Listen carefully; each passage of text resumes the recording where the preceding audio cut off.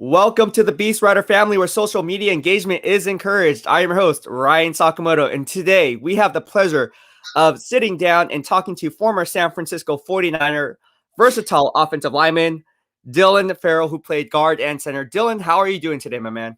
I'm doing pretty well, man. Glad to be here with the BEASTwriter family for sure, man. We're honored to have you in our family. It's all about good vibes only. You know that. Yeah. Let's go ahead and dive right into it. Again, this guy played for Jim Harbaugh, and with the NFL draft process coming up, that was your first NFL coach, correct? It was. Yep. That was my rookie year. Okay, so can you please explain the NFL draft process for people who may not know, as you are in the know since you played at the NFL level? What's the draft process like, especially being an undrafted rookie free agent and then actually making a 53-man roster on the 2014 season that just came back from the NFC Championship game? Yeah, so it's, man, I wish I could tell you that they write a book about it or something, but nobody really tells you how it goes until you're in it, and right. You do your pro day. I wasn't invited to the combine, so I did my pro day, and you just work out, man. You do position drills.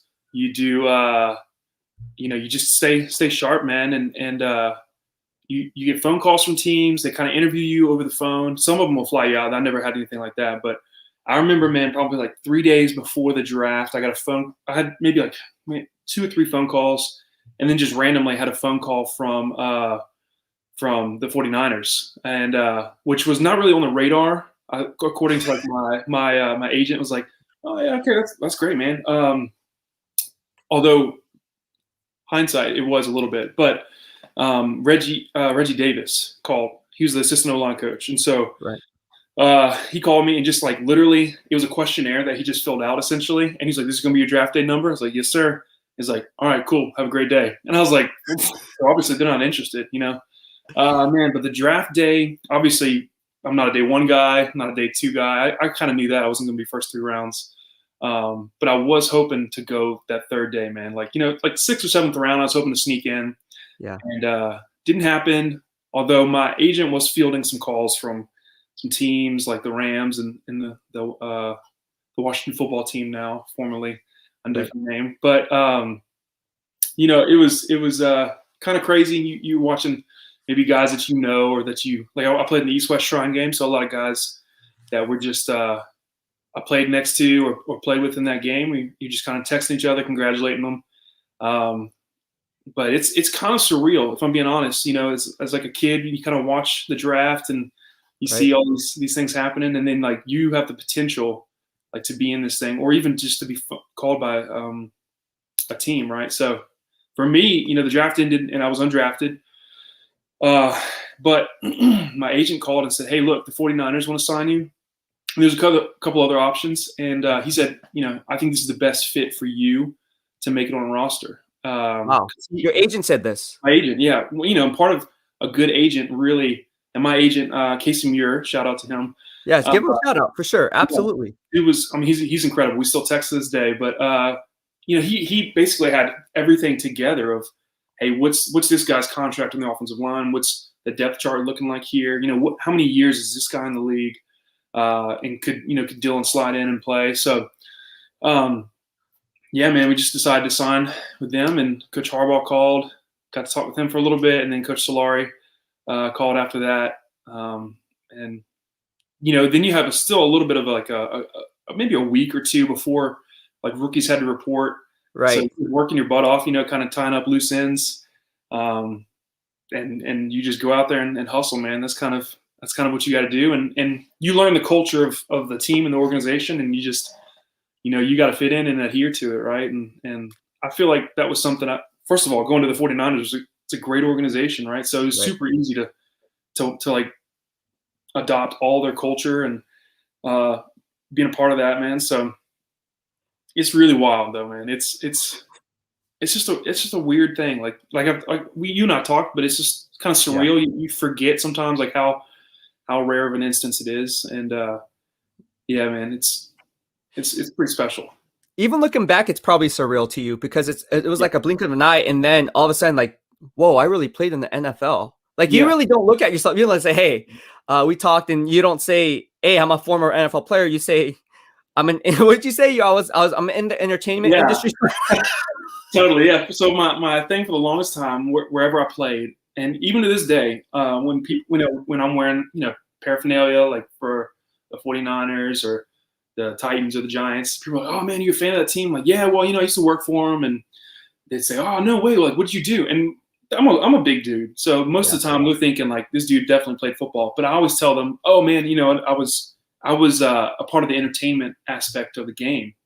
And that was kind of my joke for the longest time was I worked for the Niners and I was part of the entertainment, right? Like I was on the entertainment team in a way, and jokingly, it's like, I really was because, I'm part of the entertainment that's on the field. So, but it was never ever like, man, I play in the NFL. Like you gotta tighten up because I'm an NFL player. It was just like, man, just pumped to be here and I don't know, man. I just loved being there. So I always wanted to kind of be humble about it. I was just gonna say, dude, you're one of the most humble guys I know. I mean, we hung out outside of the football field. I hung out with a lot of players outside of the football field. Got a little because it's all about trust, right? Like when you guys tell me something, it's confidential, and I keep it in house till this day. So, very honored to have met you. You from the first day I've met you, I remember I was like, dang, this guy is legit, like the most humble guy I have met. And you didn't have to be humble because you're in the NFL. There's something about you. I think it's the way you were raised. I think your parents raised you well. So that's a testament to your parents too, for raising such a young, bright man and to kind of keep you grounded. A lot of people don't take that into account as an NFL player. It's like, you're told you're the best throughout your whole life. And then you get to the NFL. It's like, oh, I made it now. Look at all you haters now. Hate all. You were never like that, bro. And here you are with a chip on your shoulder, being an undrafted rookie free agent. You made the 53-man roster off a team that was coming off the NFC Championship game, lost to the Seattle Seahawks, and you still stayed humble. That was amazing. And no wonder we're good friends. So thank you so much for that. That was just, one of the stories I did. And we talked about going to Chicken and Waffles. Remember when you went in my car in my Lexus and then you had to put the seat all the way back in my Ford? Yeah. Bro, and I don't even think, I'm thinking now, I'm like trying to remember like why I didn't drive or something. But you know what, man? I think my car was just really janky at the time. I still have my same car from high school. Do you really? Year. Well, not now, but my rookie year, man, I still drove my car from high school. Yeah. That I drove all throughout college. And my parents had bought it outright and paid for it like $4,000 or something crazy. And so I think I remember being like, nah, bro, it'd be cool if you pick me up because like I don't know if my car's gonna make it anywhere, in the Bay Area. I remember you came to my house and like, all right, dude, I got you, bro. But just to let you know, it's a Japanese car, bro. Okay. Yeah. It is what it is. You gotta adapt, right? That's how you play offensive line too. So. Bro, if Instagram stories was in back then, I would have took that story. Yeah, that's so true, man. Thank goodness it wasn't. Huh? You'd have been like big old dude in my cars. Yeah, no, legit. You were like, I felt so bad. I was like, I remember seeing your feet, and your feet were like this. And I was like, dude, are you okay? Like, are you comfortable? Like, yeah, cool, I'm cool. I know you weren't cool, bro. It's all good. Hey, it's no different than being picked up by a Prius Uber or something. It's all good. That's true. That's true.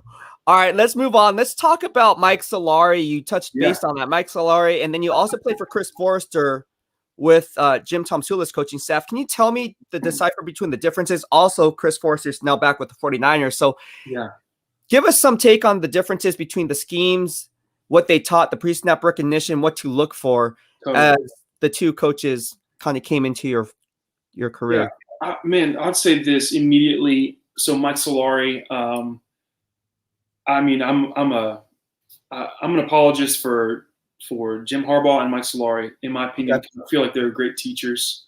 Mike Solari, honestly, he grew my football IQ like exponentially, man. Like the things he expected of the offensive line, it was no wonder that quite literally while he was there, it was a dominant group, and you had the likes of Mike Iupati, Joe Staley, Anthony Davis, you got Kilgore, Alex Boone. I mean, those are all guys. Kilgore. I love Kilgore. Yeah, that's my dude, bro. But he really had a super high expectation, and he would push you. but really what he would stretch you in is the cerebral, right? And that was something I think I learned to, like, when I got to that level, I really loved that. And I loved it in college too, when I was probably a junior or senior and I was able to have a lot more of that control. But at center, man, you really have a lot of control over your blocking scheme, and you help determine in a lot of ways the success of the play. And so he just gave a lot of that control over to the center. Maybe it's not control, maybe it's really responsibility, right? But it depends on how you look at it. So, but he was, I mean, always harping on technique. You know, those are, in my mind, I always think about those drills, the attention to detail that you'd have. And still, like, I can imagine these quotes that he would say. Some of them are, you know, that we'd be striving for perfection, but only achieve excellence, right? And so, you know, we're never going to be perfect, right? Like, no one's going to be perfect, but you strive for that perfection, and what's right below it is excellence, you know, and that's like your goal. And so I always took that with me for the rest of my career. And you know, with Coach Forrester, we weren't really together as long, right? And so I think, if I'm being honest, with that transition that happened, I was really hoping that Solari would stick around with the 49ers, as I'm sure he was too. And so I think, I don't know, man. I don't know the difference. I guess I can't outright say like the difference in their coaching style. I think he brought a lot more of a zone technique with him. You know, he was coming from Miami, I believe, at the time. Yeah. And I just remember distinctly the outside zone being a big deal for us. And so you know, it's hard though when you go from somebody who you're so, you know, especially as a rookie, when you just throw everything into that, the drills you get so used to, you know, your body gets used to even doing those drills. It's muscle memory. And then you're learning a totally different offense too. So I think with Coach Forrester, he was really, he harped a lot on the scheme. And I feel like Solari, not to say he never harped on technique, he absolutely did, but I know Solari's big emphasis was always technique, you know, and how can you better yourself with taking a better first step today, right? Or even your kick slide as in the pass protection, right? Like, what, you know, how can you even be better at that today? Interesting, dude. And you talk about being a technician. That was the first thing that I saw in your game is you're a student of the game. You're a film junkie, and you may not be the most athletically gifted, but dude, your technician was on point, dude. Would you say, going back to my next question, what's an offensive lineman's most valuable skill set? Is it technique? Is it fundamentals? Yeah, you know, and I think I'm biased because I am a technician, like you're saying, and so yes, you were for sure. Yeah, you were good. You were good, bro. Yeah, well, and, you know, that was such a big deal, and that's why I think I really succeeded a good bit with, you know, I flourished a little bit with Solari because that was his thing, right? And a lot of that goes back to even working with Kevin Mawai, you know, in my time leading up to the NFL. Who was, you know, he's the ultimate technician. The dude only played at like 280 pounds, 275 pounds. Had to be a technician, right? So, I believe, to me, that is probably one of the most valuable assets to an offensive lineman, along with, I think, your cognitive ability. So, you know, regardless, I'm not saying you have to be the smartest guy in the room, but, you know, offensive lineman, you do have to take in a lot of information directly in front of you on the field and apply it within a matter of half a second or seconds, you know? And so I think that ability to process is also really one of the most valuable assets as well. And I think those two kind of go hand in hand. Because when you're skilled, or whenever you have that muscle memory, you know, and your skills are set, you're able to really be decisive in your movements and in your decisions as well. Good answer. And that's kind of like a draft question, right? When we go through the pre-draft process, I'm pretty sure that's a question that I ask you because you know, obviously I have the inside scoop on NFL scouting. So I'm kind of going back for our BEASTwriter family. So these are the types of questions that I ask if I was a scout, and I'd be like, "Hey, Dillon, right? Honestly, are you familiar with what we do here? You talk about outside zone. What exactly does that mean, outside zone? Can you run us through the board right now?" Absolutely. And seriously, even in the East-West Shrine game, I just distinctly remember, I played at the University of New Mexico, a Mountain West team. We never had any winning seasons while I was there, which, it sucks, but it's the truth. And, they would pull you aside, a scout would, and say, hey, draw me your favorite play against the 4-2-5. And so okay, great. But then I would always try to make sure and explain, like, now look, this is a shade right here, okay? And I want to make sure that I use this technique against this look, and it's really, it's like I said, it's that cerebral ability, but it's also proving that technique. Mm-hmm. And that, I was never a mauler, so I had to even be able to say that, right? And emphasize that kind of stuff.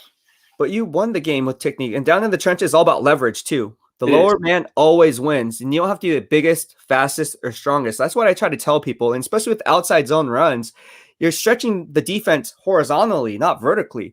And so when you shift and you're going, like you said, and that defensive lineman said that 4 technique is maybe out of 4-eye, you're going to have to leverage your splits differently, right? Yeah. So these are the things that I think add value in the BEASTwriter family, and we're honored to have you on here because not a lot of people get this type of insight. They talk about outside zone and you can do all the type ups you want, but actually hearing it from somebody on the inside who's in the business and has done it. Yeah, you're talking to him right now, Dillon Farrell. All right, we have CJ Ruthless Sports on the show. We're gonna bring him on the show. He has some questions for you.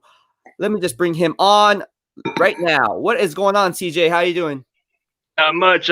I've seen Dillon Farrell before. He was the one filling in for that Broncos game when Kilgore was injured that day. That's right. And That's right. Let me ask you a question as a former semi-football offensive lineman, man. I know techniques is the most position. Is versatile the most important position for any O-line in football? Because I pretty much played everywhere in the semi-league. Not in your level, but in semi. Yeah, no, I would absolutely, man. Thanks for the question too. But I would say that's how I made the roster. It's because I was willing to play center, I was willing to play guard, I was willing to play tackle, that being left side or right side. And I think, that proved to the staff, that proved to Harbaugh, proved to Solari, the higher ups even, that, hey, this guy's willing to do that. And at the time, if you remember, the guy who was doing that was Adam Snyder. And, oh, yeah. So, he was the one coming out of Oregon State, right?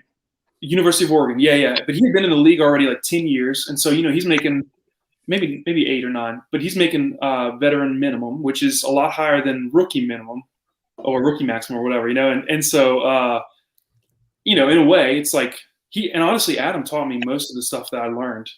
He would work with me, but I think you're right. That versatility, even with being able to be a 6th offensive lineman for short yardage. I learned tight end. I learned fullback, all that stuff, man. I mean, I even played a little bit of fullback against the Seahawks later in my rookie year. So that's just what you got to do, man. You're totally right about that. Yeah, but how do you feel about Daniel Brunskill, who happens to be in your same situation but in a better upside to be a starter? Yeah, well, I think, when you're a starter, or you have the shot to be a starter, it's a little bit different because you're going to get rotated in more so at that spot that you're going to be starting in. Or you have the position battle for. For me, I knew for sure I'm not going to take, Daniel Kilgore's spot. I'm not going to take Joe Staley's spot, Mikey Potty. Like the starting 5 was preset. It was really about the next 3 guys that were going to be on the active roster. And so because of that, I realized, hey man, like I wasn't drafted, and I need to be able to do whatever I can. So yeah, for someone that's in that battle or in that fight for a starting role, or even could potentially rotate in the middle 3 or something, it's a little bit different, but yeah, absolutely. I think proving that versatility early on helps you to create a longer career to where you can become a starter. Oh yeah, like definitely like versatility. Like if you can play center and guard and then even swing to tackle, that's more viable for all teams. Like they do need some capable starters. Yeah. And like since you've been playing in this league for a little bit, man, you've proven that your versatility and your technician is what kept you around for a little bit. But you know what, man? I haven't heard from you in a long time because I've seen your name popped in before, and I'm like saying, wasn't that the guy that filled in for Daniel Kilgore? Yeah, one time. That's me, man. Absolutely. Yeah, that's good, man. You're a beast. Thanks, bro. I appreciate it, bro. Thank you so much, CJ. Appreciate it, bro, man. All right, all right, man. Good stream, man. Yeah, man. See, you got love here, bro. All love here, bro. I'm telling you. Man, I've been trying to convince my wife to let us move back to the Bay Area, but she's not for it. So, dude, it's getting too crowded here, man. No, that housing price is too high too for us. So. It's ridiculous, dude. Like, I got to visit you in Louisiana. I've never been there. Yeah, bro. We can get as much soul food as you want down here. Dude, so obviously it's soul food. It's Cajun, yeah? Yeah, anything you want, man. Any kind of, you want chicken and waffles like we had that one time? You guys everywhere got chicken and waffles. Like you can you get some jambalaya, some gumbo. Right now it's crawfish season, so we're just boiling up crawfish all the time. But crawfish is my kryptonite, but it's so hard to get the little piece of meat out. But there's a technique, right? You twist the head and then you suck, and then the tail or something like that. And you peel it. Yeah, I'm the same way though. I get made fun of a lot because to me it's so much work, and it's a little bit of reward, And I'm like, man, no, it's supposed to be an event that you just hang out with people and spend like 4 hours doing it. But I'm like, man, I need this already peeled so I can just eat it. Okay, let me ask you a question. Do you suck the head? I do. You know what, man? I don't think I ever got I could never do it. Here's why. That all that spice is in there. All that spice is in there. And that's rough, man. That's like a spice shot to the nose or something, It's like, it is. Or like the little smelling salts we do before games or do in between games, like plays and stuff on the sideline. Like the same thing, man. You hit real hard. It wakes you up. All right, let's move on, dude. We want to know. A lot of people want to know, what do you treasure most looking back as a player? You talked about some of the things that you experienced as a player. Looking back, what is the most treasured moment for you? Yeah, I would say, man, I think I really treasured really those locker room moments. You just, I don't know, that's really special. That's where you create a lot of bonds, man. You spend a lot of time in the locker room, a lot of time with your teammates, and that's how I don't know, it's just such a special thing. I think that's something I miss the most about being out of the NFL is that time in the locker room with guys and just getting to know people well. For me, it's like being an undrafted guy from New Mexico, like getting to know a guy who was like my hero, Joe Staley, right? And just talking crap together and just talking about life and that's just something that's really special, man. And I'd say, there's that, and there's also just the idea of even being in the NFL, right? You're like, man, you get treated really, really nice. Obviously, I was never ever to be like, I'm going to go out and do all this, but I would, at the same time, there's guys who'd be like, hey, man, we're going to go out to dinner. You want to come with us? And I'd be like, sure, man, whatever. And we show up to a restaurant that's like some stupid amount of money to eat at. And I'm like, what? But they would have it like they would pay for it or something. And, so things like that I'm like, I'll never do that again, and that's right. Okay. But it still was, special. Didn't you guys go to House of Prime Rib? Yeah. So at the end of every season. Right. Or maybe it was over Thanksgiving. I don't remember what it was. No. Yeah, you're right. At the end of every season, it was House of Prime Rib. The whole offensive line would go. You have a +1, and Coach Solari would get everyone together. He would cover it all. So it was and I think about other things too, man. Like I had my rookie dues I had to do, right? Like I had to bring coffee for the. Don't call it rookie dues. Call it hazing. It's hazing. Bro, look. It was never hazing. I was the one who would always do it. There was other rookies in the O-line room. I will not say any names, but you can look it up online. Who was in it? They would not really do the stuff like you're supposed to do. And so that's what got me a lot of favor with like Boone and Staley and those guys is, they'd be like, I need like some coffee, man. I'm like, yeah, no, just text me, bro. I'll go pick it up for you. So I didn't mind at all, Well, you have Rivermark right there, so everything's there. There's a Starbucks. Yeah. So that's what you guys usually head out to. Food and stuff too. Like maybe before we'd be flying out, they'd be like, we want Chick-fil-A or.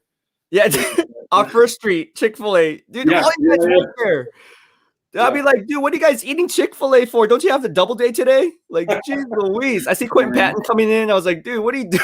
Chick-fil-A or Jersey Mike's. I think we got Jersey Mike's a lot because that was like Mikey Potty's favorite thing. Yeah, it was. Yeah, it was. He would sway the decision a good bit. So. And then Premier Pizza. Remember, we all got Premier Pizza too. Yeah. Game days. Yeah. Gosh, those were the good days. All right. So we're gonna transition now. What is your favorite Jim Harbaugh story? Man, I've been thinking about this. Like I've been thinking about just my time, obviously in with the 49ers, but there's not really like a lot you can pinpoint story wise with him. He's just a different dude, right? So like, obviously everyone knows the guy wears cleats everywhere he goes, right? I would say for one of the funniest things is for Halloween, I dressed up as him in the facility. So I wore the exact same stuff he wore, cleats and all, and that was kind of funny. But I think maybe the funniest thing, or a funny story I could think of, was maybe we were just starting camp, okay, camp, fall camp, and I'm like trying to figure out like how it's going to be with it, and we have a first team meeting, and he goes, fellas, well, today, I left my family at home, and my daughter, she said, Daddy, where are you going? I said, honey, I'm going to work. And she said, well, Daddy, when will you be back? He said, well, honey, probably not till February. So I'll see you then. That was just like his mindset of like, well, look, this is football season. We're not going to be out of football season till February. And I was just thinking like, wow, this is this is just so wild to me, So, yeah, but he was also, very intentional with like talking to someone like me, and he's just a really good guy, So you're Harbaugh loyal. You're loyal to Harbaugh. Yeah. You say he's the player's coach, right? No, because a lot of people they want to see this dynamic because there's obviously you can Google anything and people have different opinions. Certain veteran players were treated differently, so they thought that I don't want to go in details, but we know who we're talking about. Yeah. From you, tell us, we can't speak for anyone else, but give us the lowdown on Jim Harbaugh's experience and why you think what are your thoughts? Let's go this way. What are your thoughts on Jim Harbaugh as a player's coach? So I automatically think of, and this is just my experience, right? I can't. Right, exactly. I was not there with him for 2, 3, 4, 5, 6 years, so I can't say if he ever wore out his welcome. Like he was always to me someone that I really appreciated. He was always very honest and kind of tell you up front. For me, that's how it was. So what I think, to me as a player's coach, what that means is a lot of times he would protect a lot of the players from upper management in a way. Oh, okay. Or he would be the buffer, which is really what it's supposed to be. You've got the coaches, they coach the players. The coach is kind of the in-between between the management or the front office and the players, right? Right. That's how I always kind of saw it as, or maybe that's what I thought it should have been. Always should be. And it's not even always that either. It was stuff like, hey, if you've got a ref that's on the field that's, calling stuff on you or bugging you, let me know. I'll handle it. Like I'll talk to the ref.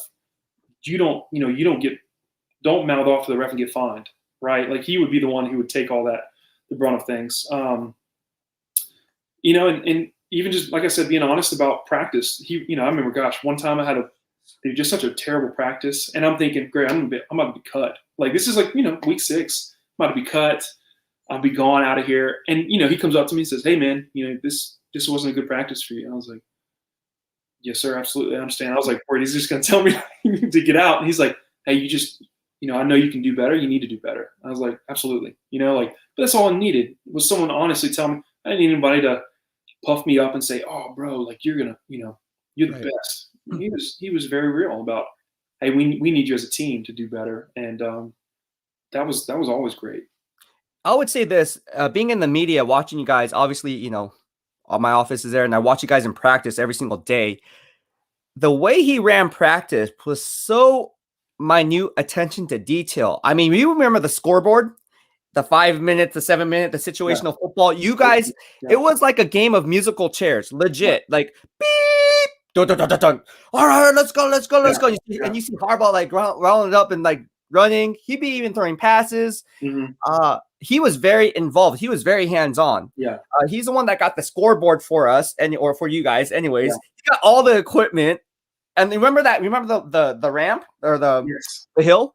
Yeah. That wasn't there before Harbaugh. Harbaugh got that in there. That was always fun. Going up that thing. I was allowed to go up and chest that thing is not easy, by the way. Did you have to go on that freaking hill? I don't think I ever had to. Was it where was it at on the? So it's right next behind the weight training room. Remember when you come out? No, I never had to go up it. Yeah.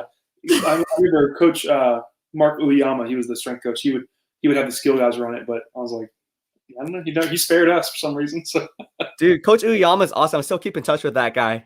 He's with the Vikings now.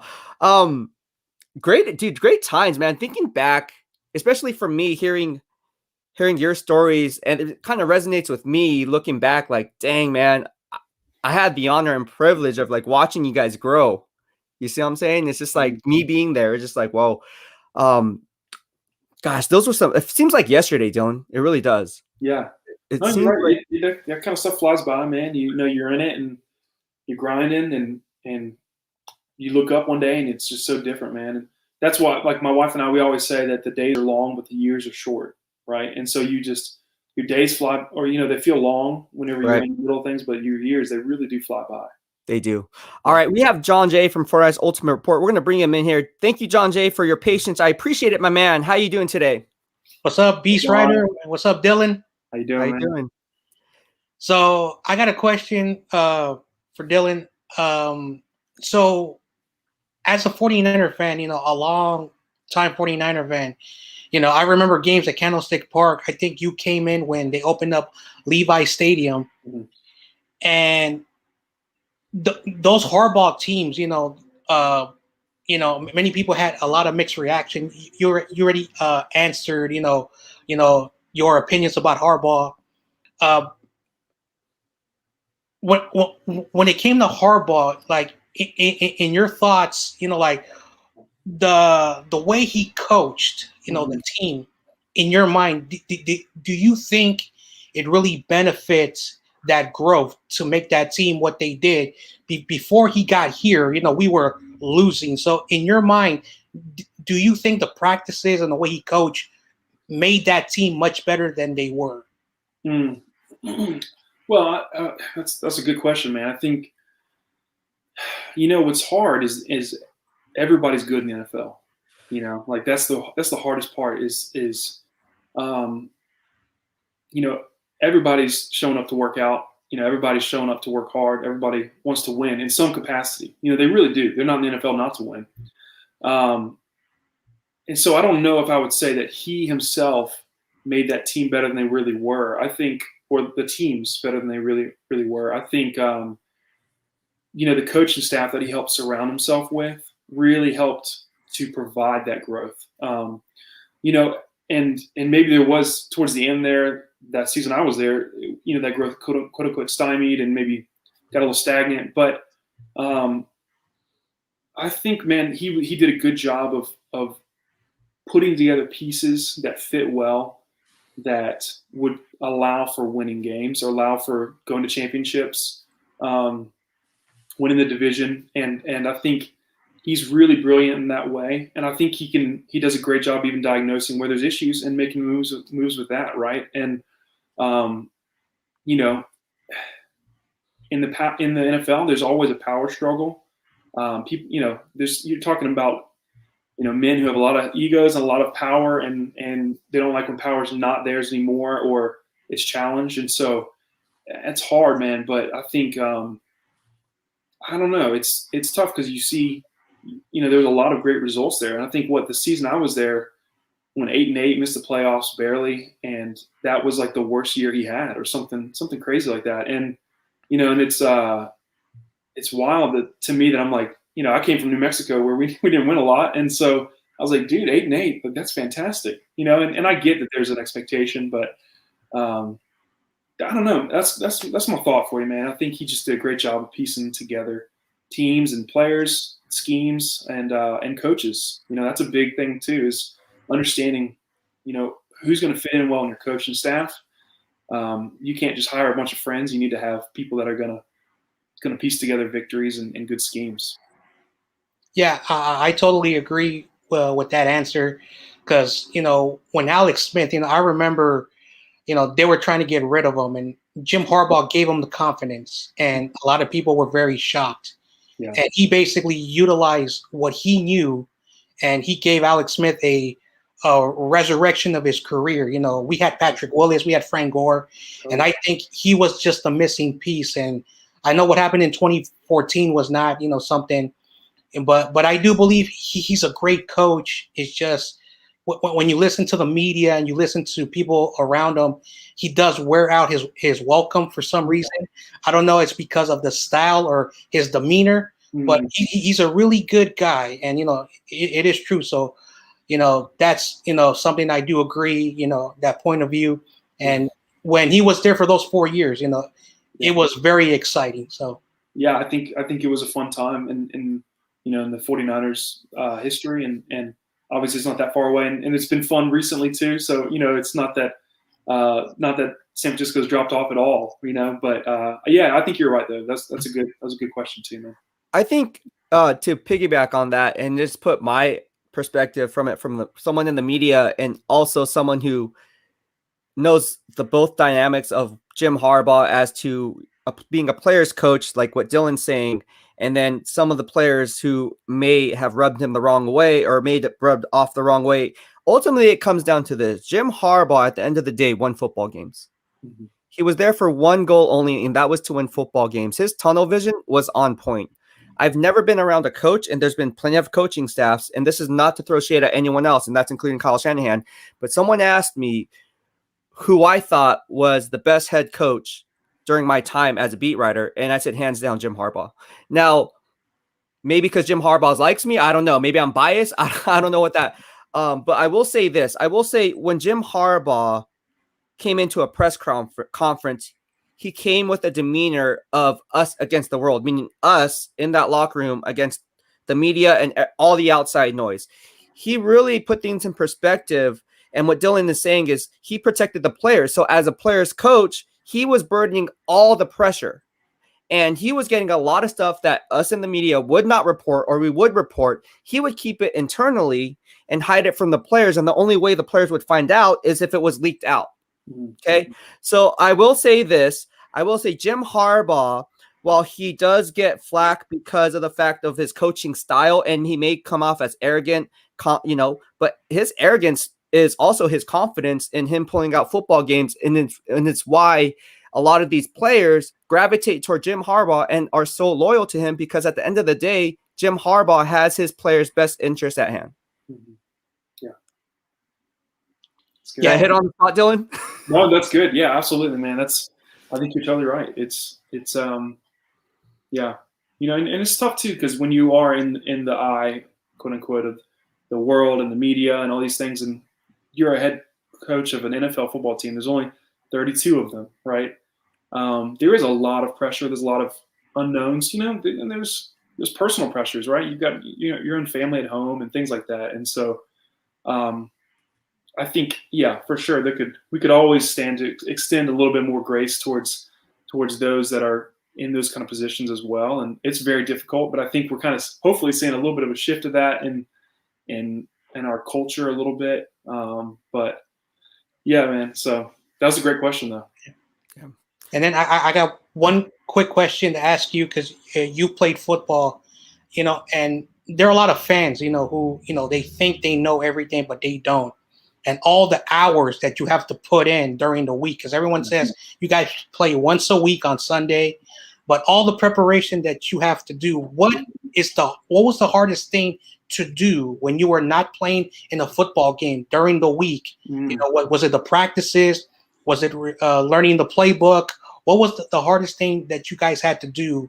Not just you, but players in general. Yeah, that's a good question too. I think just to give you a little insight for myself, honestly, I felt like I probably lived with a lot more anxiety than I should have, just with the thought that, man, I'm an undrafted free agent rookie who made it on the 53-man roster. And, do I, in a sense, I had this negative self-talk where I'm like, do I really deserve to be here, right? And so I had to overcome even that obstacle in my mind, that mentality of, man, am I really capable of doing this stuff, and that's part of it is great coaches will bring that out of you to say, hey, this is why we believe in you. But yeah, I'd say, learning, a lot of times you're installing not a different offense. You have the same offense, but you're just bringing out new depths of the offense every week. And you have to really study schemes, and not only schemes, but personnel. and you're looking for tendencies, man. And that's, to me, a lot of fun. I loved like finding patterns with defensive coordinators. You know, I remember even we would play, gosh. Oh, here we go. Here we go. Yeah, I'm trying to think. We played the Vikings, and they would do this double A-gap look, you know. And so anyways, a lot of that stuff I carried with me. I'd even bring it like when I went to Tennessee the next year, and I was like, oh, man, like this is the same D coordinator. Like I can tell you guys, like this is his favorite blitz, you know. And sure enough, it's the same stuff. You know, it's like people are we're stuck in our ways, right? Like we like to do what we like to do. So, but that's the kind of stuff, man, that you know, it's hard. Yeah, the games are the fun parts. We always say, right? Like you practice and you prepare for the fun part, right? And you put in all that work and you have fun on Sundays. And but you know, like to also answer is you're balancing your life as well, right? Like your personal life, your social life. It's also just a job. You have to realize that it's a business, it's a job, and kind of, man, you gotta let it roll off your back a little bit, you know. All right, John Jay, thank you so much for tuning in, my man. I appreciate you. Thanks, man. Have a good one, dude. All right. Look at the engagement, man. All the love from the Don't you miss being a 49er? Bro, I'm still a 49er in my mind. Like I love San Francisco so much, man. I love that organization. I really do, man. Like just to me, I've got an issue in my life where I'm like to a fault very loyal, and so anybody that gives me a chance. You know, New Mexico was my only Division I offer at the time of my signing for college. So because of that, I'm like crazy loyal to them, you know, obviously, and went and played 4 years with them and 5 total. But, you know, the same with San Francisco. Like they let some dude from University of New Mexico who's from Baton Rouge, Louisiana, you know, they, you know, signed me to a contract and made the roster. Like I'm crazy loyal to organizations like that or even, you know, play like coaches like Harbaugh and Solari, and yeah, man. So that means a lot to me. It's good that you say loyalty. That's what the BEASTwriter family is founded on. You know, integrity, trust, loyalty, honor, unity, and respect. So I think that's why we kind of get along. I think that's part of the reason is like one, we're on the same wavelength, but then also, you know, aside from joking around and stuff, like we're very loyal to the ones who are loyal to us. So loyalty is you know, people say blood is thicker than water, but loyalty is thicker than blood, as I always like to say. So, so that's great. Yeah, that's so good. Yeah, you can use that. I'll get a tattoo on my arm over here. Yeah. Oh yeah, we were talking about. That's another thing we both talk. That's it. That's it. Because you have your Japanese traditional stuff, man, and Well, you got me into to State of Grace. Yes. My man got all my stuff done, bro. My Lake Brand over there, dude. He's over in Santa Cruz now, but killing it. I love that place. See, look at this. It's all about like that's you got me in a State of Grace, man. Always. I owe you tons for that, man, because this is the best tattooing ever. Well, I'm glad you like it, man. We have a question here. I'm pretty sure the answer is you. Dillon, who was the funniest Niner teammate for you? First question. The funniest, man. Jeez. Dude, all these people are hilarious, man. Honestly, Cowboy. Okay. Really? The Cowboy was there when I was a rookie, but you know, that dude's hilarious. What does he do? Okay, Justin Smith, for those who don't know who the Cowboy is. Justin, tell us, give us a story, bro. Come on. He just mess with me, man. Give us a story.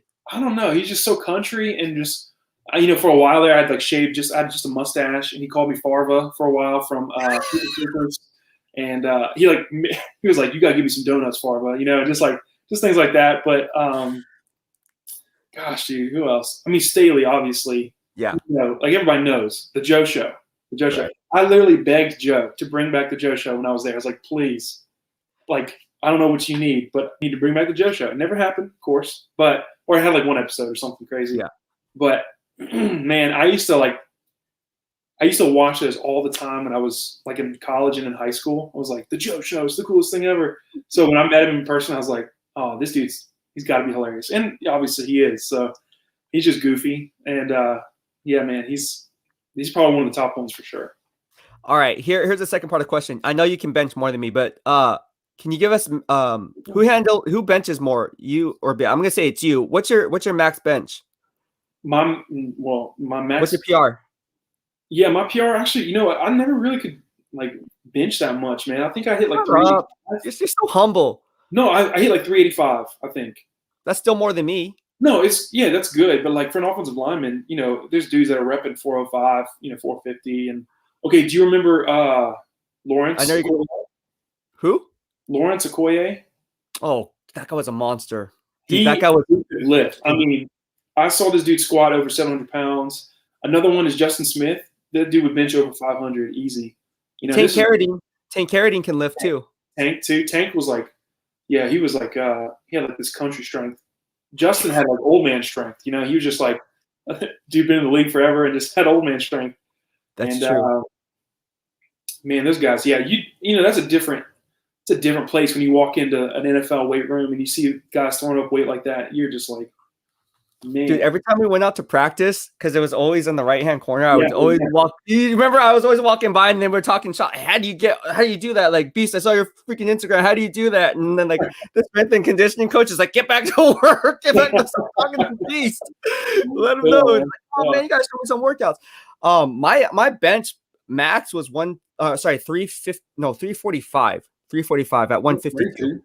So I could bench 22 reps of 225. Okay. And yeah, it's a lot of stress on your shoulders. It is. Dude. It tore up my shoulder. So the last 2 years of my time in the league, I honestly I didn't really do a lot of barbell bench. I would do dumbbell bench because I would do tight because my shoulders were so jacked up, which I don't know. I got hurt technically my rookie year and I didn't tell anybody, but it's okay. It's okay. I'm okay. I'm just living with it now. So yeah. I believe it was a probably rotator cuff or something. It's an impingement in my shoulder that's like whatever. So I don't know. Yeah, whatever. Let's move on. Great insight. Dude, everyone's liking the show. Look, I appreciate it. It's great to relate with other fans through great outlets like BEASTwriter. Everyone loves this show, man. All right, so look at what Bashar says. This guy is very humble despite the fact that he played in the NFL. Look at this is stuff. No, I'm serious. Just a guy though, man. That's you're not. You're not just a guy. That's the thing. Everyone's on here not because of me, because of you. I wish everyone was like you, truthfully, but not everyone is like you. I hate to say it. I mean, truth be told, we seen them in the locker room, man. Don't talk to me. Yeah. Don't talk to me. And every time I try to, hey, I'm busy, man. Like, you're not busy, bro. Like, stop. You just came back from the cafeteria. I see you with your food right here. And I know you have a 2-hour break, bro. What do you mean you're busy? But with I feel like the offensive linemen, I'm not throwing shit at anyone. The offensive linemen are the best interviews. Well, what is it? The mushroom club is what they call us, right? Where how mushrooms are grown is you put them in a closet. They're never seen, and you throw crap on them. Like that's what they call offensive linemen, the mushroom club, right? So it's like not that any of us really want, like any kind of notoriety, but I think we're willing to just talk with people, hang out, and especially if you got food or something like that. no issues with that, right? So everyone loves food. Gosh, I remember, man. No, seriously though, the offensive line I think are the best interviews, and I would say if you're an aspiring reporter or want to get in the NFL media, my best advice to you is start off with the offensive lineman because one, the smartest people in that locker room. Not throwing shit at anyone else. I'm sure there's one-offs, but for the most part, as a positional unit, you guys are definitely the smartest. You have to know not only your offensive schemes, but the defensive schemes. We just touched based on that. So it's one of those things where like people were asking me, like, how do you get such great people like Dillon Farrell to come on your show? And it starts with, being good with people, having and gaining trust and having integrity. Because the moment you let that slip up, the moment that word gets around, and then you're seen as a liability rather than an asset. Yeah, that's true. Right. I would say too, man, is, people love to talk about themselves, and so if you ask somebody about, their life or where they grew up, or you have a commonality, that's always something I'm looking for in just a conversation with people is, a commonality. Like, oh man, no way. Like you lived in California, what part? They say, oh, I lived in like, the Bay Area. No way. Like I lived in Santa Clara for a year and a half. Like where'd you live? And just things like that, man, where you're able to find a commonality in people, and you start talking about, oh, you ever been to like, this restaurant, or you ever been there, and like, oh man, and that's how you build that trust, like you said, and totally, you're right, man. Like, especially with reporters, it's just being real with people and being your personality. You don't have to be fake. People can sniff out an agenda pretty quickly, and if you go in with an agenda, like, you'll just get shut down, right? Or your agenda will come out, and then you'll get shut down, right? So either or. That's how I always built my relationships with the players. Well, one, before covering the Niners, I was actually a lot of the players' insurance agents, right? So I was like in the broker and casualty business, and they were my like clients. Yeah. So that rapport has already been built. So I know their family. I know I gauge with a lot of these people. And then from there, it just came naturally once I broke into the NFL. That was by accident, by the way. And I came into the NFL as a beat writer, and I just used whatever, just talk to them like people. Like, people don't want to talk about football all the time. Like, No, totally. Come on, dude. Just like, hey, how you doing? My name is Ryan Sakamoto from NinerFans.com. How you doing? Hi, Ryan. How you doing? How's your day going? Great. And then you just kind of go, like you said, you just kind of work it in that way. You don't start off and, hey, do you have a second? Can I get a piece right here? My editor wants me to get a piece in. So what's going on with Colin Kaepernick? Yeah. That was the storyline, bro. Come on, of 2014, dude. That was it, dude. And it's just like, you saw me. I just remember being by myself and just talking to people while everyone's all over on the other side of the room. I'm just like doing my own thing. It's like, man, this is good news for me because I can interview everyone else. Yeah, absolutely. Yeah. It was great. It was like a gold mine for me. Yeah. So I thought that was really awesome. But no, thank you so much for hopping on the show. You're awesome. Look at all this. Thanks for answering my question, Dillon, and its BEASTwriter family. You're part of the BEASTwriter family, and we're awesome family. Bashar says 300 pounds is my max bench. That's actually pretty good. That's not bad. Man. Absolutely. All right. How do you feel about the narrative that offensive line play has declined across the league because defensive linemen are becoming too athletic? That's the question for you. You know what?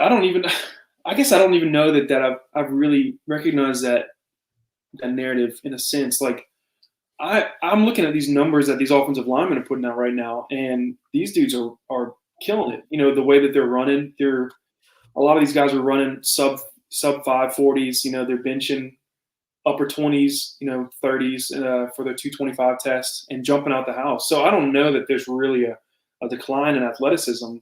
And also, like I said, I watch a lot of New Mexico football. And so, we had this right tackle this year. Shout out to Teton Saltez. And he's going to be this last year was his senior year, so he'll be a rookie this year in the NFL. Dude's, probably 320. I think he ran like 4.9 or something, 4.8. He ran a 4.9 at 320?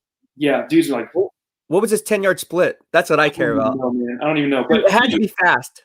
Yeah, totally. But it's not even that. You're not even looking at, like, it's the numbers are great, but then you watch him on film and you're like, this dude, first of all, knows his angles, which is important for offensive line play. And then you really, you see the way he moves and you're like, he's just a natural, just got a natural athlete. Now, he was a defensive lineman one time. They moved him to offensive line, so maybe that's part of it. I think, the narrative that offensive linemen the play is a little lower, that's on the coaches. Like, that's the coach's job to get them better. And if they're not getting better, the coach has to be humble enough or humble himself enough to say, hey, like, what do I need to do to make us better or to push us? And that was, once again, not to harp too much on Solari, but that was something that he was willing to do, man, where, he would ask veterans and be like, hey, like, what's a better way? If you feel like this is not going to be successful, what's a better way that you could see it working? And he was willing to have that conversation, and so that's great, and yeah, defensive linemen are super athletic, man, but that's your job. That's your job, it is to move a guy from point A to point B against his will. All right, let's go ahead and ask you a question. What do you miss most about the Bay Area now that you live in Baton Rouge in your hometown of Louisiana? I miss there's a lot of things, man. That food for sure. That Like there's just so much good food, good coffee. I really got into like the specialty third wave coffee scene over there. Places like Blue Bottle or Sight Glass, or Verve, St. Frank, Andytown, things like that. Those are places that were just killer for me, man, and really opened my eyes to a lot of great coffee. Also, I'd say too, man, the diversity of the Bay Area. Okay, so the diversity in people. Growing up in Baton Rouge, Louisiana, you've got white people, you got black people. Okay, just being real. And it's we have some small pockets of Cajun, which is kind of a mixture of French and Creole. We've also got some Vietnamese, a little bit of a pocket here. But when I moved to Albuquerque to go to college, that's where the majority of people there are actually Hispanic, right? And so that opened my eyes like a lot. I was like, wow, this is incredible. So, they don't have Cajun food. What's going on? So, and then when I moved to San Francisco, man, I'm like, wow, I go to Daly City, I get all the Filipino food I want. Yeah. Right? Or, just go to Chinatown in San Francisco, but just the diversity of the people that were there, really helps with your perspective of life, and it's helped so much afterwards too, and just I think it's opened my eyes to a lot of the ways of how other people live, how their life is, and it's allowed me to, be willing to listen to others too, and understand, like, man, okay, so, Ryan Sakamoto, your life, the way you live it, the way you grew up is different than Dillon Farrell in Baton Rouge, Louisiana. Right. And like, how is that different? And how can I learn from that? And that's something that I will always cherish with living in the Bay Area, So yeah, those are some of the big ones, man. Dude, it's funny that you don't mention the weather. You mentioned the people, because I think the people make the place. Yeah. Well, okay, so the joke was too, whenever I played for the Niners, and this was Cowboy, he would tell you this joke. Cowboy would always say that California would make you soft. Okay, here's why: is the weather. Okay, because camp would come around and it would start to creep up to like 82, 83, 84, and you start complaining about that heat. Oh man, it's getting hot. Oh no, and I'm from Baton Rouge, where, no lie, man, I mean, it's 99 and it's 70, 60% humidity. It's just awful here. And so I remember being like, going into my second year thinking, like, I think I am getting a little bit soft with this weather here. I don't know what it is about it that I love the 75 or the 72 all year. And now it's like getting to 86. I'm like, oh geez, it's getting hot today. I'd come home for the summer and I'd be like, oh geez, this is awful here. So dude, that is hilarious. That's actually a great point, though, and it's somewhat true. I think there's some truth there. I think the Bay Area probably does make you soft. All right, so let's talk about you moving back to Baton Rouge, Louisiana. Obviously, you have a new startup called Social Coffee. Yeah. Talk about Social Coffee and why you decided to make that leap of faith and diving into the coffee business. And what is your mission statement? What's your vision? So people can kind of get a look and feel of what you're about. No, totally. Yeah. So I started a small business about 2 years ago in July, just real part-time, doing catering and events where we would essentially have a coffee cart that we would move around to, weddings or business meetings, corporate events, things like that. And just got really involved in small business and really, I think part of, like I mentioned, that time in the Bay Area just opened my eyes to really the idea of specialty coffee, of third wave coffee, where there's a huge emphasis on the bean that's being used, right? There's a huge emphasis on the transparency of what is actually being paid for the bean, and also for to the farmer that's coming from. So, I just saw that there's a bit of a gap here in Baton Rouge for that. So yeah, man, we'll be coming up on 2 years here, and we've got a brick and mortar that's opening up hopefully this summer in the downtown area over here. We're in downtown. Say the exact location where you're at, man. Because like I said, Andre Carter is going to be coming on the show. He's obviously the defensive line coach for LSU, part of the BEASTwriter family as well. Yeah. This is what the BEASTwriter family is about. It doesn't matter where you are in the world or in the country. It's all about bridging the gap and building up as one, together as one. So I want people to know who's watching this, where exactly you're located, man. Like, where are you in downtown? Yeah, so our official address is 521 North 3rd Street, and it's Suite B, which is it's a small little thing that's tucked away in a parking garage, man, but it's perfect for us. And it's on the corner of 3rd Street and North Street. And if you're in downtown Baton Rouge, you know where that is. But yeah, so we'll be kind of getting that going. And like I was telling you earlier today, I'm dealing with a lot of permitting and stuff right now. So I'm feel like I'm chasing my tail in a lot of ways. But I've really enjoyed it. It's I've really enjoyed small business. It's hard. It's tough, man. Like, it's tough to continue to be in it. And like you have to kind of push past the excitement of like the fad, like, oh man, this is going to be really fun, and just go to work. And that's kind of where I'm at now. But it's been a blast, honestly. And we'll see what the future holds. I also part-time coach football as well, offensive line here in Baton Rouge. So, well, there you go. Where at? What are you coaching at? It's a school called the Dunham School. Okay. We're a small 2A school here in Baton Rouge, private school. And oh wow, we went, I think two games into the playoffs last year. I think we lost to like the eventual state runner-up, but that's been a lot of fun too, just to impart a lot of my knowledge and work these guys. And I can't obviously download everything onto them that I learned, and it's hard because sometimes I'm like, oh man, I got to pull that back a little bit, and I'll say some stuff and I'll be like, never mind, I didn't say that, just forget it, because it's just too much, and you can see like their eyes glaze over, like, oh, what are you talking about? So I'm trying to teach them even what a 4i is and a 4, right? The difference. And so yeah. Yeah, man, it's a lot of fun. It's crazy because then you have to teach the counters too. What happens if he's too aggressive pursuing that way? How are you going to counter? Oh, I see him using a spin move. I see him using a rip. This is how you leverage whatever. And again, the 4i and the 4 technique is they're almost the same, but they're not. It's based on the shade.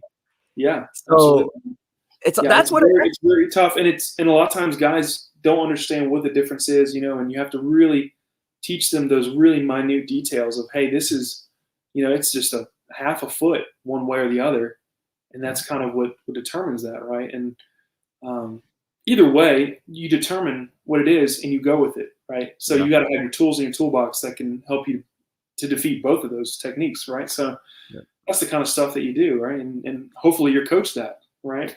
Yeah, exactly.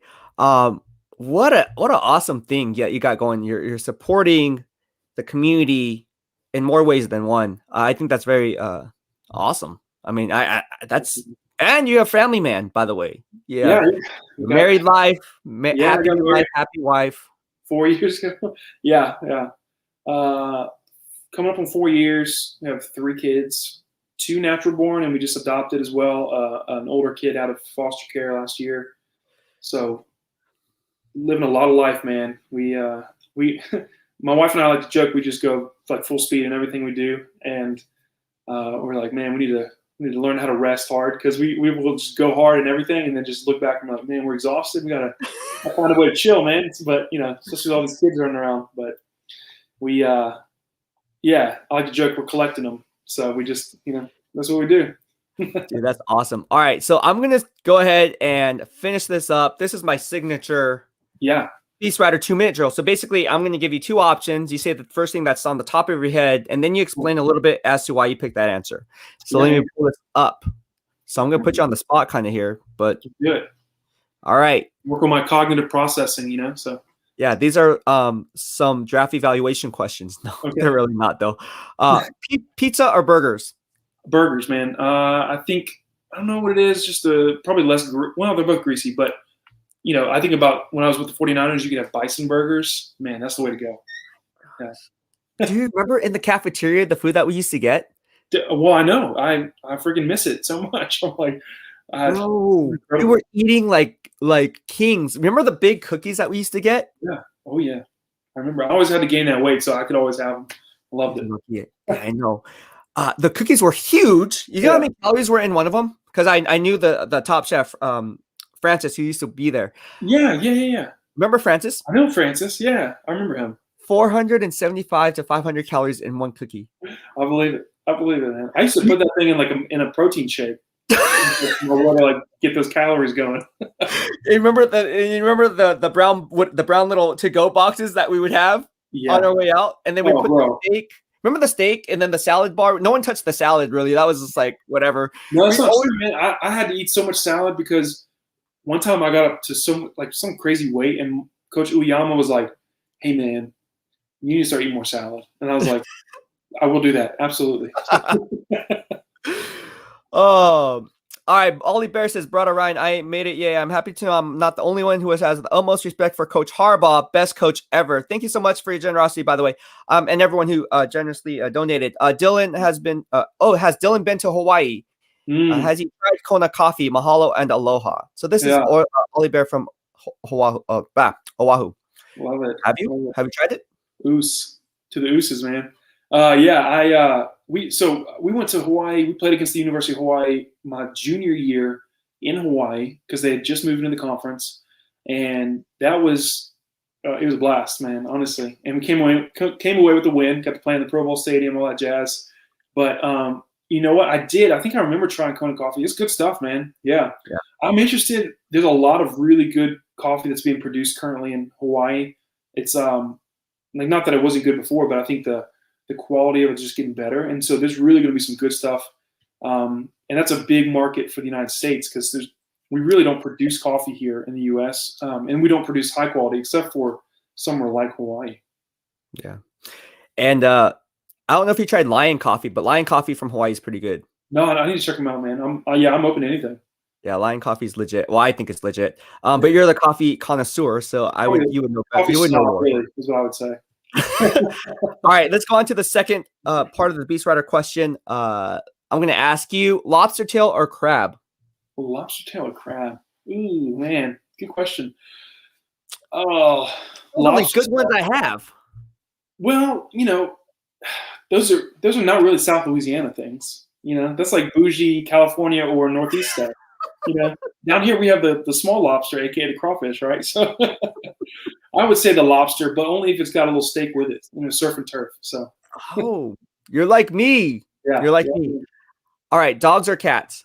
Dogs, man. Dogs all the way. I'm allergic to cats. Dogs all the way. Cats are the spawn of Satan. Just saying. Yeah. All right, pancakes or waffles?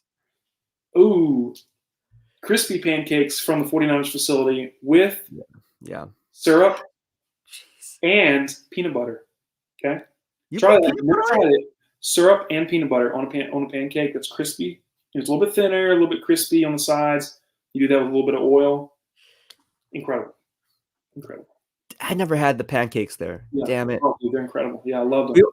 On draft day, we always got eggs, bacon. We got the whole 9 yards on draft day because we're there all day. So we get breakfast, lunch, and dinner. Yeah. That was always the best part. I swear I would gain 10 pounds after that because we only get it during the draft, and then we only get it during training camp, and then it stops. Well, you got to enjoy it while you got it there too, right? So. Well, I would ask the players, and players would bring back food for me, and walk around the games. I probably never had any food in my fridge at home because I would always bring home food from the facility. I'm just like, why would I not do this? They've got steak for me. The steak was fatty, dude. Remember the steak? Yeah.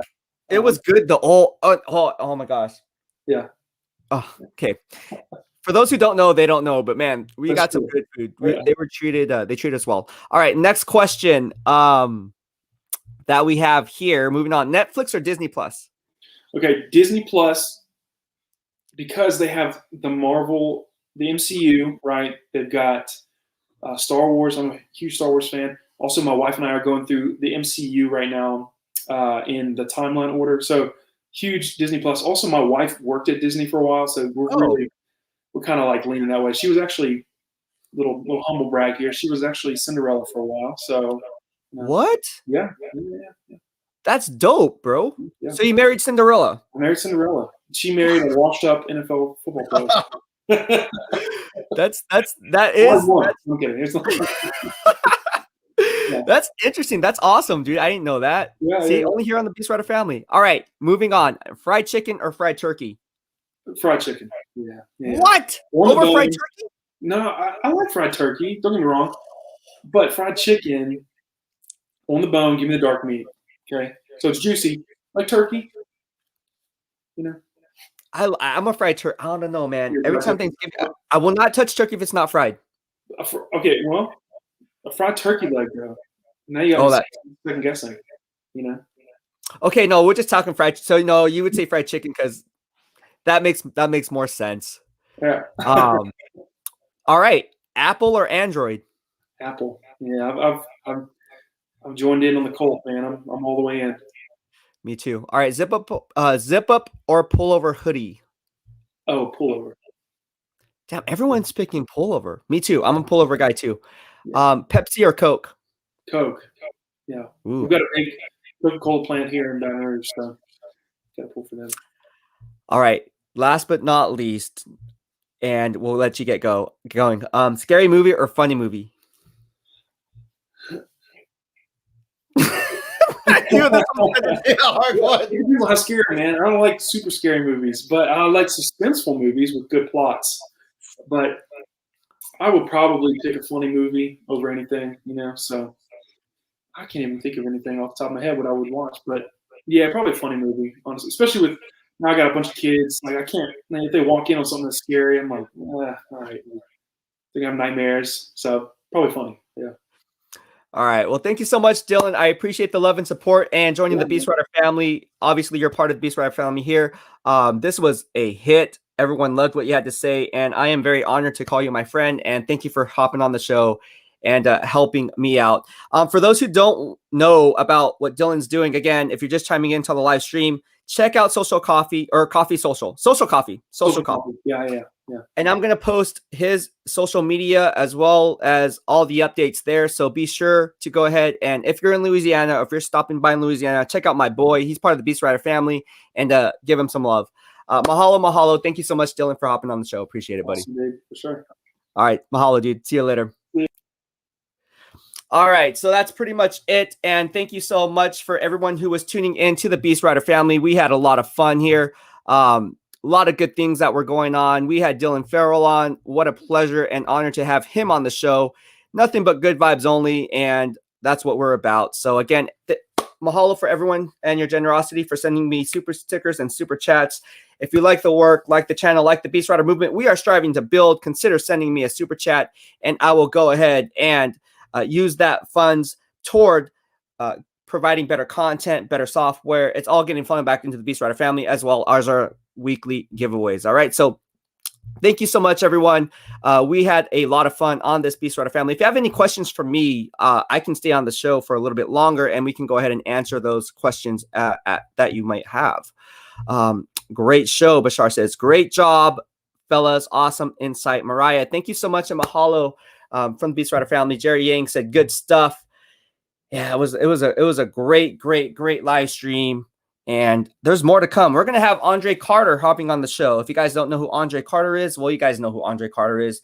Top 10 NFL pick by the San Francisco 49ers, hand-selected by the great Bill Walsh, coming out of Cal, Berkeley. So stay tuned for that. That will be coming up next week. There's going to be more former players on this show. There's also going to be a lot of other guests who are going to be hopping on the show. So stay tuned for that.